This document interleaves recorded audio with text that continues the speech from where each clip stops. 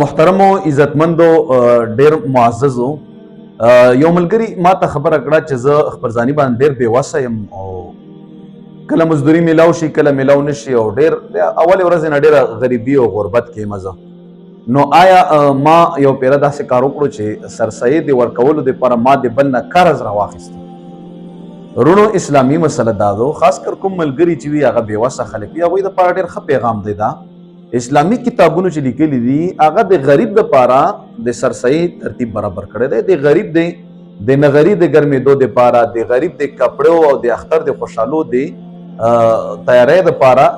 اسلامي احکامات دا دي چې تاسو غریب له سرسایه ورکوئ کوم یو انسان چې غریب وي غربت وي او هغه سره 52 تولو د سپینو زرو قدر پیسې مالیت نه چاته قرض شته نه خپله پیسې شته نه مال تجارت شته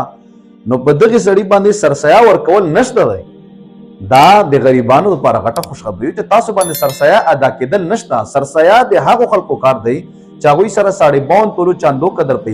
قدر پیسې وي یعنې سپینو زرو قدر یا مال تجارت وي یا چاته قرض وي هغه به ادا کوي او غریبان له به کوي پات چې کوم غریب خلک دي فقیران دي مسکینان دي په هغوی باندې صدقه فطر یعنې سرسایه ادا کېدل نشته دی ورونو دا پیغام ورسوئ چې خلک خبر شي اوس هم ځینې خلک شته چې هغه په دې جهالت کې چې سره د غربته په قرض پیسې راخلي او سرسایه او صدقة الفطر ته ادا کوي الله پاک زموږ تاسو په دین باندې پوهې کړي آمین